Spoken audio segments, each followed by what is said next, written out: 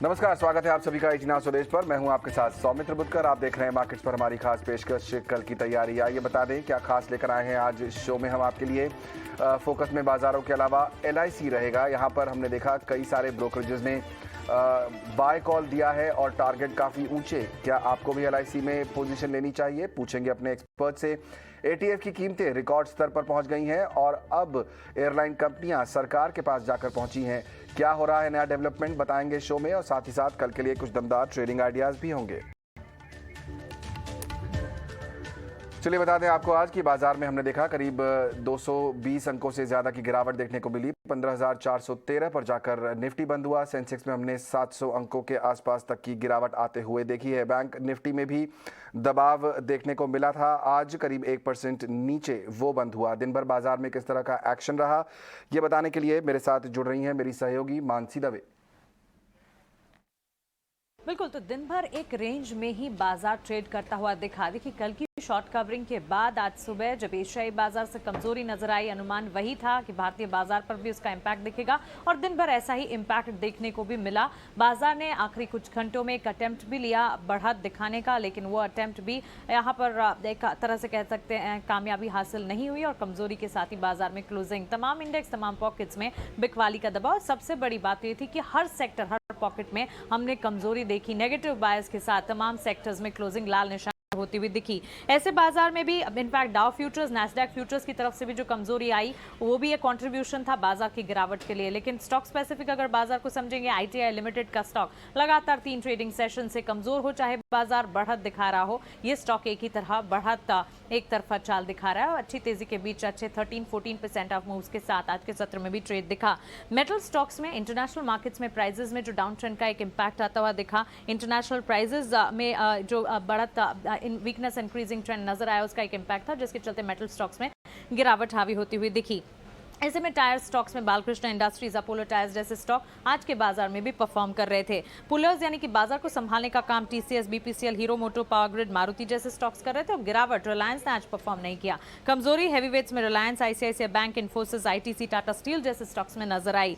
Top mid cap gainers में Crisil, Blue Dart, Titan जैसे stocks नजर आए। In fact top small cap gainers की अगर बात करें, ITI limited, Sequent scientific, Allcargo logistics जैसे स्टॉक्स इस सूची में थे जहां पर अच्छी बढ़त के साथ ट्रेड दिखा। लेकिन ऑल इन ऑल बाजार कमजोरी के साथ ही क्लोज होता हुआ दिखा, जहां सेक्टर्स भी लाल निशान के साथ गिरावट देख रहे थे।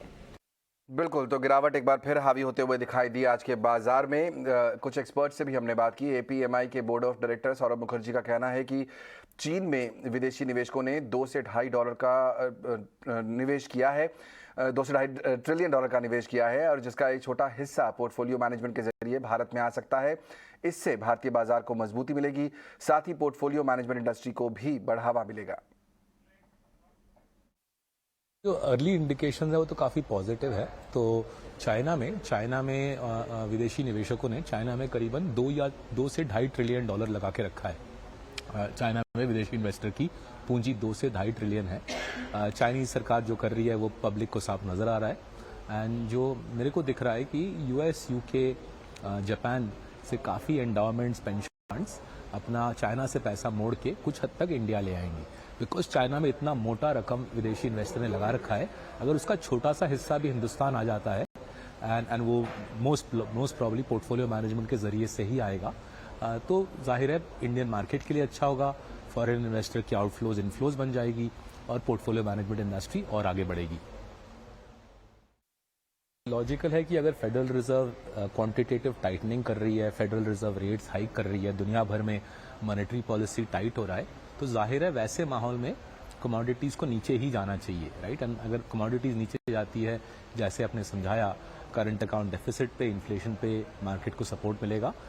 कुछ हद तक इससे विदेशी इन्वेस्टर इन्फ्लुएंस्ड होगा, कुछ हद तक रुपी पे प्रेशर कम होगा, तो विदेशी इन्वेस्टर के लिए एक सोर्स ऑफ कंफर्ट बनेगा। बट उससे भी ज्यादा मेरे ख्याल से डोमेस्टिक जो हाई नेटवर्थ कॉन्स्टिट्यूएंसी है, जो पोर्टफोलियो मैनेजर्स का मेन कस्टमर बेस है, domestic high net worth investor inflation को देखेगा, कमोडिटी प्राइसेस को देखेगा, इंडिया की मैक्रो स्थिति को समझेगा और मेरे ख्याल से और जोर शोर से H&W की इन्फ्लोज मार्केट में आ सकती है in the rest of this financial year. बिल्कुल, तो लेकिन यहाँ से बाजार में क्या और गिरावट बाकी है या अब बाजार ने बॉटम बना लिया है? पूछते हैं मेरे दो खास मेहमान जो मेरे साथ अब जुड़ रहे हैं, आस्था जैन और नितिलेश पावस्कर। उनसे आप दोनों का बहुत बहुत स्वागत। नितिलेश, 15,400 बमुश्किल आज बाजार ने होल्ड किया, क्लोज होते होते 15,400 के एग्जैक्ट लेवल पर बंद हुआ। फिर जब बाजार सेटल हुआ तो 15,413 पर हम देख रहे हैं। लगातार पिछले कई दिनों से हम एक्सपर्ट से बात कर रहे हैं और 15,400 को एक सपोर्ट बताया जा रहा है। आज के क्लोजिंग को आपने कैसे रीड किया, क्या समझे? क्या अब यहां से बेस बन गया है, बॉटम बन गया है, रिवर्सल आएगा? सर, अगर हम लोग बात करेंगे निफ्टी की, तो कल मॉर्निंग में शो कर रहा था, तब मैंने बाय कॉल दिया था और ऊपर में भी मैंने कहा था कि जैसे ही 15,670 से लेके 700 ये रेंज दिखेगा तो वहां पे शॉर्ट करके जाना है। और आपने देखा होगा कि मार्केट ने आज एग्जैक्टली वहीं से रिवर्सल हमें देखने को मिला। तो 15,400 से लेके 370 ये अभी क्रूशियल सपोर्ट की तरह अभी एक्ट करेगा मार्केट। अगर कल कुछ गैप ऑफ ओपनिंग होता है छोटा मोटा 60-70 पॉइंट का, अगर वहां पे मार्केट सस्टेन नहीं करता है और फिर से अगर ब्रेकडाउन दे देता है 15,400 के लेवल को, तो हम इसमें फिर से एक मंदी का दौर देखेंगे। जो पहला वाला जो हमारा टारगेट होगा वो 15,200 से लेके 15,140, ये दो टारगेट के लिए हम लोग क्या कर सकते हैं, प्लान करेंगे। मार्केट में ऊपरी लेवल के ऊपर काफी प्रेशर हमें देखने को मिल रहा है और जो अभी हम लोग सोच रहे हैं मंदी के बारे में, वो मंदी शायद कंटिन्यू होगी और थोड़ा सा एक्सटेंड भी हो सकती है, क्योंकि बहुत सारे लोग अभी ट्रैप हो चुके हैं। अगर उन्होंने एग्जिट करना चालू कर दिया तो थोड़ा सा पैनिक सेलिंग हमें और देखने को मिल सकता है मार्केट में।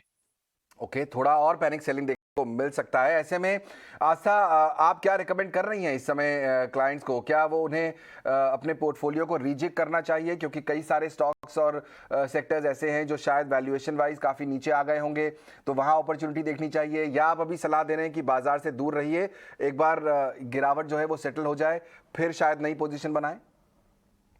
जी, गुड इवनिंग। देखिए, तो हम लोग जो पीएमए संभालते हैं उसमें भी हम लोग अभी जो स्ट्रैटेजी अडॉप्ट कर रहे हैं वो यही है कि थोड़ा रुकना चाहिए, नई बाइंग अभी नहीं करनी चाहिए। इनफैक्ट आज भी देखें तो मार्केट्स नहीं संभल पा रहा है और क्रूशियल लेवल है 15,700, उसके ऊपर की जब तक क्लोजिंग नहीं आती है तब तक मार्केट में एक डिसाइसिव तेजी नहीं लग रही थी। इनफैक्ट कल भी उसने 707 का लेवल टच किया लेकिन वहां सस्टेन नहीं कर पाया और क्लोजिंग के वक्त तो हमने देखा कि 15,620 28 तक क्लोज हुआ और आज हमने एक फॉल देखा। मेरे हिसाब से मार्केट्स अभी भी, क्योंकि जो हम रिट्रेसमेंट्स भी लगाते हैं, फिबोनाची रिट्रेसमेंट, तो 38% का रिट्रेसमेंट अभी काफी नीचे के लेवल पे आता है। 15,000 के भी काफी नीचे के लेवल्स आ रहे हैं जो मैं अभी नहीं बोलना चाहूंगी, लेकिन मेरे हिसाब से मार्केट्स में थोड़ा सा डाउनसाइड अभी भी बाकी है, तो रुकना चाहिए। नई खरीदारी करने के लिए अभी थोड़ा सा और समय देना चाहिए। हो सकता है 1-2 महीना थोड़ा आइडल बैठना पड़े, कैश पे बैठना पड़े, लेकिन मेरे हिसाब से जब तक मार्केट सेटल नहीं होता तब तक नई खरीदारी नहीं करनी चाहिए। ये जब तक सेटल नहीं होता नई खरीदारी नहीं करनी चाहिए। लेकिन आस्था, यहाँ पर जो मैक्रोज की बात मैं और करना चाहूँगा, एक सवाल और आपसे पूछूंगा, क्योंकि हम देख रहे हैं कि एक तरफ जहाँ कच्चा तेल लगातार कमज़ोर हो रहा है, अंतर्राष्ट्रीय बाजार में $108 तक गया, वापस $110 पर पहुंचा ब्रेंट। हम देख रहे हैं एमसीएक्स पर भाव 8,100 के आसपास पहुंच गए। ये एक अच्छी खबर है भले ही बाजारों के लिए, लेकिन दूसरी तरफ रुपया जो है वो लगातार कमज़ोर होता जा रहा है। ऐसे में कैसे अप्रोच करना चाहिए मार्केट्स को इन गिवन सिनेरियो में, चाहे वो ट्रेडर हो या इन्वेस्टर? देखिए, कच्चा तेल ने जो ये पूरा Q1 ऑफ FY23 है उसमें जो नुकसान होना था, ये अब अर्निंग्स करीब आने वाली हैं। 30 जून के बाद तो रिजल्ट्स आना चालू हो जाएंगे, तो मेरे हिसाब से सभी के रिजल्ट्स यहाँ पे अफेक्टेड रहेंगे। ऑल्दो हमने देखा है कि क्रूड ऑयल में थोड़ी सी नरमी आई है और हो सकता है ये नरमी थोड़ी और एक्सटेंड करे, लेकिन जो ऑलरेडी इतनी बड़ी तेजी आई है उसका असर मेरे हिसाब से सबके पीएनएल स्टेटमेंट पे आएगा, क्योंकि कॉस्टिंग सभी कंपनियों की बढ़ती हुई नजर आएगी, रॉ मटेरियल इन्फ्लेशन रहेगा, फ्रेट कॉस्ट हाई रहेगी, तो नतीजे तो अभी मुझे नहीं लगता कि जो ये हमारा Q1 ऑफ FY23 है वहां पे बढ़िया आएंगे, और उसके चलते मेरे हिसाब से मार्केट्स अभी तो वहां पे यही रिएक्ट करेगा। हो सकता है थोड़ा ऊपर नीचे हो जाए, लेकिन एक बड़ी तेजी की तैयारी अभी नहीं है। मेरे हिसाब से थोड़ा सा और डाउनसाइड बाकी है। चाहे से क्रूड यहाँ से थोड़ी और गिरावट भी दिखाए तो मेरे हिसाब से एक बहुत बड़ी तेजी की तैयारी इंडियन मार्केट में अभी तो नहीं है। ये बहुत बड़ी तेजी की तैयारी फिलहाल नहीं है। आपको रुकना चाहिए नई पोजीशंस लेने से पहले? हम देख रहे हैं कि वैसे भी बाजार धीरे धीरे हल्के होते दिखाई दे रहे हैं। नितिलेश, इस समय ब्रॉडली बैंक्स पर क्या व्यू बन रहा है आपका? आज हमने देखा कि कई सारे सरकारी बैंक, सेंट्रल बैंक ले लीजिए या फिर आप पंजाब एंड सिंध बैंक ले लीजिए, ये सारे पॉजिटिव टेरिटरी में जाकर बंद हुए हैं, जबकि ब्रॉडली बड़े बैंक्स पे हमने दबाव आते हुए देखा है। बैंक इंडेक्स इनफैक्ट जो है निफ्टी बैंक करीब करीब यहाँ पर 1% नीचे बंद हुआ है। कैसे अप्रोच करना चाहिए इस सेक्टर को इस समय? सर, इसमें अभी उछाल में बिकवाली करने की राय होगी और मेरा जो पसंदीदा काउंटर होगा वो इसमें शॉर्ट जाना चाहूंगा, वो होगा एसबीआई का। 440 के नीचे हम लोग इसमें बिकवाली कर सकते हैं। 445 को एक स्ट्रिक्टली स्टॉप लॉस मेंटेन करेंगे। 400 से लेके 410 ये टारगेट के लिए हम लोग क्या कर सकते हैं, प्लान कर सकते हैं। लेकिन लंबी अवधि के जो भी निवेशक है एसबीआई में नीचे के लेवल के ऊपर बाइंग जरूर कर सकते हैं। तो ये जो भी छोटे छोटे काउंटर्स अभी आपने कहा जो थोड़ा बहुत तेजी का मोमेंटम दिखा रहे हैं, तो उछाल में एग्जिट करने की राय होगी। ओके, तो कोई भी अगर उछाल मिला है आपको यहाँ पर, हमने देखा कई पीएसयू बैंक्स में आज पॉजिटिव टेरिटरी में जाकर क्लोजिंग हुई है, वहां पर आप बिकवाली करके चलें तभी फायदा होगा। एसबीआई यहाँ पर शॉर्ट करने की सलाह भी दे रहे हैं, लेकिन ये ध्यान रखिए कि ये सलाह सिर्फ ट्रेडर्स के लिए है। अगर आपका नजरिया लंबी अवधि का है, आप इन्वेस्टर कैटेगरी में आते हैं, तो जो गिरावट आएगी उसमें आप एसबीआई पोर्टफोलियो में ऐड करके चल सकते हैं। एक और स्टॉक पर मैं बात करना चाहूंगा आस्था आपसे, वो है हीरो मोटो का। कंपनी ने कहा है कि वो जो अपने एक्सपोर्ट्स हैं उन्हें करीब 2 गुने से ज्यादा बढ़ाएगी। हालांकि इस समय बहुत बड़ा इस समय नहीं है हीरो मोटो का एक्सपोर्ट का बिजनेस, करीब 6% के आसपास तक वो एक्सपोर्ट करती है अपना बिजनेस। उन्होंने कहा है कि वो उसको बढ़ाकर 15% करना चाहते हैं। अब समझना ये होगा कि इसकी वजह से आज इस खराब बाजार में भी हमने देखा हीरो मोटो का स्टॉक करीब 1% ऊपर बंद हुआ है। नितिलेश, पहले आप बताइए कि ये जो हमने तेजी आते देखी है हीरो मोटो में, क्या ये सस्टेनेबल है? जी सर, अगर हम हीरो मोटो में देखें तो 2600 से लेके 2700 ये रेंज उसके लिए काफी मतलब दिक्कत की बात होती है। वहां पे जाके स्टॉक फिर से हाई बना के नीचे की तरफ आता है। जब तक ये काउंटर जो है वो 2650 से लेके 2700 ये रेंज को प्रॉपर ब्रेकआउट ना कर दे, तब तक मेरा इंटरेस्ट इसमें ना होगा। तो वेट एंड वॉच की ये जो भी कुछ ऊपर की साइड में अगर ये जाता है 2400 से लेके 2420, तो आपका अगर लॉन्ग साइड का पोजीशन है वो उसमें से एग्जिट करने की राय होगी। फ्रेश जो बाइंग है हमें वो 2700 के ऊपर ही करनी होगी, वो अच्छा खासा ब्रेकआउट उसके बाद ही हमें देखने को मिलेगा। 2700 के बाद ट्रेडर्स को यहाँ पर ऊपर जाने की बाय करने की सलाह है। लेकिन आस्था, आपसे भी मैं जानना चाहूंगा कि हीरो मोटो जो प्लान कर रहा है कि वो अपने एक्सपोर्ट्स को डबल से ज्यादा बढ़ाएगा, कैसे रीड करना चाहिए एक इन्वेस्टर को उसे? देखिए, न्यूज़ तो यहाँ पे ये पॉजिटिव ही है। लेकिन मेरे हिसाब से अभी इस न्यूज़ पे बहुत बड़ा रिएक्शन अपसाइड पे हमें देखने को मिला है। ये कहना थोड़ा-सा जल्दबाजी होगी, क्योंकि बाकी के सारे फैक्टर्स भी यहाँ पे ऑटोमोबाइल सेक्टर के लिए किस तरह से काम करते हैं, डिमांड किस तरह से अफेक्ट हुई है, वो भी हमें देखना होगा। नतीजे किस तरह से घोषित होते हैं, वहाँ पे भी एक नज़र रखनी होगी। तो ऑफ कोर्स न्यूज़ अच्छी है, पॉजिटिव है, लेकिन लॉन्ग टर्म के लिए, शॉर्ट टर्म में मेरे हिसाब से अभी जो नियर टर्म मैक्रोज़ है वही यहाँ पे ऑटोमोबाइल सेक्टर पे हावी होते हुए नज़र आएँगे, और उसकी वजह से मेरे हिसाब से हीरो मोटोकॉर्प में अभी बहुत बड़ी तेज़ी आएगी, ये कहना थोड़ा जल्दबाजी होगा। तो अभी रुक जाएँ। थोड़ा-सा यहाँ पे अगर और गिरावट आती है तो नई खरीदारी के मौके देखें। मैं अभी इसमें रुकने की सलाह दूँगी, होल्ड करने की सलाह दूँगी। ये होल्ड करने की सलाह हीरो मोटो को। वो नजरिया अगर आपका लंबा है तो ही इस स्टॉक को की तरफ देखिए, क्योंकि शॉर्ट टर्म में ट्रेडिंग के लिए शायद बहुत मौके यहाँ पर नहीं दिख रहे हैं। लेकिन एक स्टॉक जो लगातार फोकस में है, न सिर्फ निवेशकों के, ट्रेडर्स के, बल्कि अब ब्रोकरेज के भी, वो है एलआईसी का। लिस्टिंग के बाद लगातार गिरावट और फिर अब ब्रोकरेज का बढ़ता भरोसा। देश की सबसे बड़ी इंश्योरेंस कंपनी एलआईसी का शेयर अब तक करीब 22.5% तक गिर चुका है। ऐसे में ब्रोकरेजेस के बढ़ते के साथ अब सवाल यह है कि क्या एलआईसी के शेयर को नया जीवन मिल रहा है? पूरी जानकारी देने के लिए मेरे साथ मेरी सहयोगी वामाक्षी जुड़ रही हैं। वामाक्षी, बताइए कौन कौन से ब्रोकरेजेस ने यहां पर कवरेज शुरू किया है एलआईसी पर? भारत की सबसे बड़ी लाइफ इंश्योरेंस कंपनी एलआईसी का स्टॉक आज फोकस में है। सेवरल ब्रोकरेजेस ने कवरेज शुरू की है। बैंक ऑफ अमेरिका ने आउट परफॉर्म की राय दी है और लक्ष्य रखा है 930 प्रति शेयर का। जेपी मॉर्गन ने भी ओवरवेट की राय दी है और लक्ष्य रखा है 840 प्रति शेयर। इसके अलावा गोल्डमैन सैक्स ने न्यूट्रल की राय दी है और लक्ष्य रखा है 700 प्रति शेयर। आइए देखते हैं ये ब्रोकरेजेस का क्या कहना है। तो बैंक ऑफ अमेरिका का मानना है कि LIC ने ग्लोबल स्केल अचीव की है Indian under penetrated Indian market में। LIC मार्जिन एक्सपेंशन भी रिपोर्ट कर रहा है। जो नॉन पार और प्रोटेक्शन बिजनेस है उसका भी शेयर बढ़ते जा रहा है। अब देखते हैं JP मॉर्गन का क्या मानना है। तो उनके मुताबिक मार्केट्स ये स्टॉक को मिसप्राइस कर रहा है। उनके मुताबिक वैल्यूएशंस आकर्षक नजर आ रहे हैं और बढ़ते इन्वेस्टर कॉन्फिडेंस और एम्बेडेड वैल्यू के डिस्क्लोजर री-रेटिंग ड्राइवर बन सकते हैं। गोल्डमैन सैक्स का मानना है कि स्ट्रॉन्ग स्ट्रक्चरल ग्रोथ से LIC को फ़ायदा हो सकता है। LIC ने पिछले 15 साल में करीब 22 परसेंटेज पॉइंट्स गंवाया है और ये ट्रेंड कंटिन्यू हो सकता है। तो लार्जली अगर हम देखें तो ब्रोकरेजेस बुलिश नज़र आ रहे हैं, पर अगर हम LIC के प्राइस परफॉर्मेंस पर नज़र करते हैं तो LIC में करीब 16% की गिरावट देखने मिली है जून के महीने में। इनफैक्ट लिस्टिंग से स्टॉक करीब 23% डाउन है। इसके बावजूद रीसेंट लो से LIC ने करीब 4% रिकवर किया है और ये ब्रोकरेजेस के अच्छे रिपोर्ट्स और बुलिश नज़रिए के चलते LIC आज फोकस में है। शुक्रिया वामाक्षी। आस्था, आपका क्या व्यू बन रहा है इस समय LIC पर? काफी सारी ब्रोकरेजेस बहुत बुलिश हो गए हैं, 900 रुपए के ऊपर के टारगेट दे दिए हैं। आपको लगता है LIC का शेयर फेयर वैल्यू पे आ गया है? देखिए 900 के ऊपर के टारगेट बोले तो अभी भी इश्यू प्राइस से तो काफी नीचे, क्योंकि 949 का इश्यू प्राइस था हायर साइड पे, जो हायर बैंड था वहां पे, तो उससे अभी नीचे है। ऑल्दो सब यहाँ पे काफी ज्यादा पॉजिटिव है और इसमें 2-3 चीजें काफी इंपॉर्टेंट है। एक तो जो इनका फोकस है वो नॉन पार प्रोडक्ट्स पे काफी ज्यादा है, इंक्रीजिंग फोकस है। दूसरी तरफ मार्जिन पे यहाँ इंप्रूव कर रहे हैं और तीसरी तरफ वैल्यूएशंस काफी अट्रैक्टिव हैं।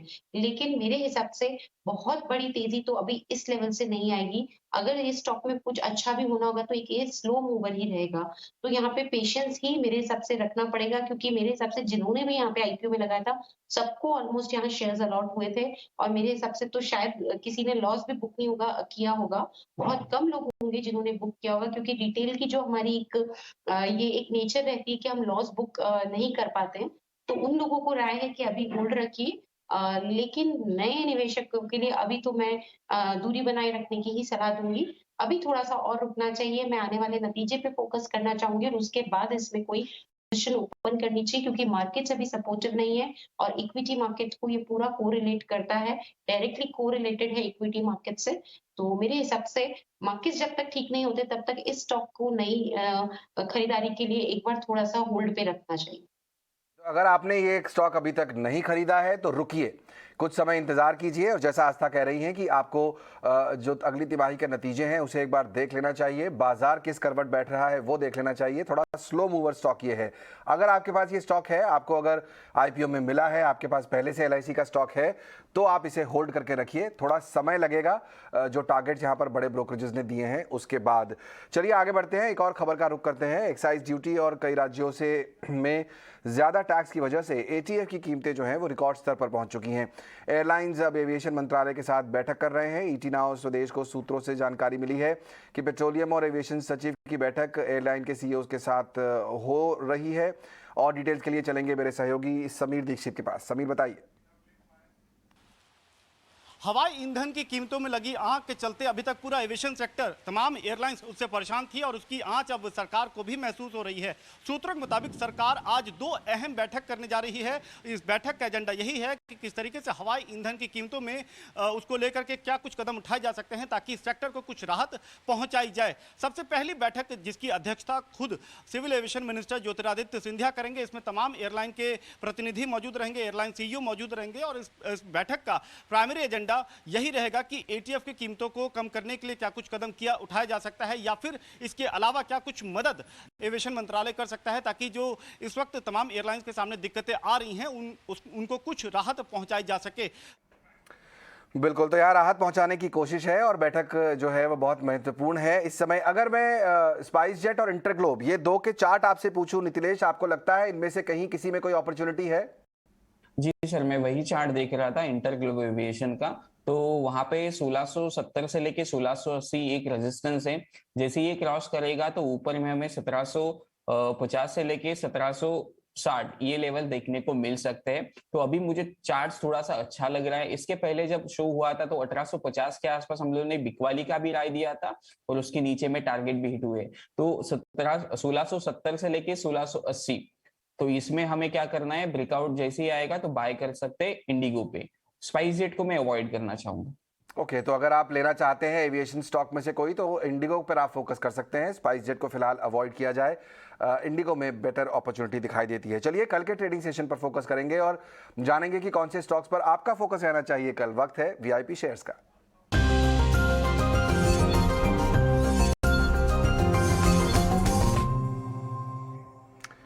आस्था, आपसे शुरुआत करना चाहेंगे, बताइए कौन से स्टॉक्स पर कल फोकस रहेगा आपका? कल और आने वाले दिनों के लिए जो स्टॉक पसंद आ रहा है वो सोलर इंडस्ट्रीज है। मेरे हिसाब से अभी ना खरीदें, क्योंकि मार्केट में वैसे भी प्रेडिक्ट कर रही हूँ कि बहुत बड़ा तेजी तो यहाँ आएगी नहीं, तो गिरावट अगर आती है तो इस स्टॉक में खरीदारी करनी है। लेकिन इसमें जो लॉन्ग टर्म टारगेट्स रहेंगे वो 3000 के ऊपर के रहेंगे, तकरीबन 3150 के आसपास। तो सोलर इंडस्ट्रीज मुझे पसंद आता है, बट बाइंग ऑन डिप्स की स्ट्रेटेजी के साथ इसमें काम करना चाहिए। ओके, बाय और डिप्स, यहाँ पर कुछ और गिरावट आने दें। आज भी हमने देखा स्टॉक 2 से 2.5% नीचे बंद हुआ है 2700 के लेवल पर। कुछ और गिरावट आने दें, आस्था कह रही हैं, उसके बाद आप सोलर इंडस्ट्रीज में खरीदारी कर सकते हैं। उसके बाद 3000 के ऊपर तक के टारगेट आपको देखने को मिल सकते हैं। नीतिलेश, आपसे भी जानना चाहूंगा कौन से स्टॉक्स पर कल फोकस रहेगा आपका? जी सर, एक में मैं शॉर्ट जाना पसंद करूंगा। एक काउंटर मेरा लॉन्ग होगा और एक होगा शॉर्ट। जो पहला काउंटर होगा वो होगा आईजीएल का। जैसे ही 360 का लेवल ब्रेक हो जाएगा तब आप इसमें पोजीशंस बना सकते हैं। 355 का एक स्ट्रिक्टली स्टॉप लॉस मेंटेन करना है। ऊपर में 370 से लेके 375 ये लेवल के लिए टारगेट प्लान करेंगे। अगर इसके ऊपर सस्टेन होता है तो आप इसमें पोजीशंस कैरी करके जा सकते हैं। दूसरा जो मेरा काउंटर होगा वो होगा अडानी एंटरप्राइज का। 2080 का एक इंपॉर्टेंट सपोर्ट है, ये अगर ब्रेक हो जाता है तो 2110 के स्टॉप लॉस के साथ हम लोग इसमें बिकवाली करेंगे। पहला जो टारगेट होगा वो 2050 से लेके 2020, ये 2 टारगेट के लिए हम लोग प्लान करेंगे। कंडीशनल बाय होंगे, ये लेवल्स ब्रेकआउट होने के बाद ही इसमें ट्रेड लेना है। ओके, तो अडानी पर यहाँ पर सेल करने की सलाह है, लेकिन स्टॉप लॉस और टारगेट का ज़रूर ध्यान रखिएगा। 2110 तक का स्टॉप लॉस, टारगेट आपके लिए 2050 से 2020 तक के। और आईजीएल, यहाँ पर गिरावट कुछ आने दीजिए। आईजीएल में 360 के आसपास जो है, माफ़ कीजिए, 360 के लेवल के ऊपर खरीदारी करनी है। तो ये 357 पर आज बंद हुआ है। 360 के ऊपर ये जाए तब खरीदारी कीजिए। यहाँ टारगेट 370 तक के, स्टॉप लॉस 355 तक का। ये स्टॉक्स आपके फोकस में रह सकते हैं कल के लिए। बहुत बहुत शुक्रिया आस्था और नीतिलेश, समय निकालकर आज हमारे शो में शामिल होने के लिए और हमसे चर्चा करने के लिए। चलिए कल की तैयारी की पूरी टीम को भी दीजिए इजाजत। हम लेंगे छोटा सा ब्रेक, लेकिन आप कहीं मत जाइए, खबरों का सिलसिला लगातार जारी है ईटी नाउ स्वदेश पर।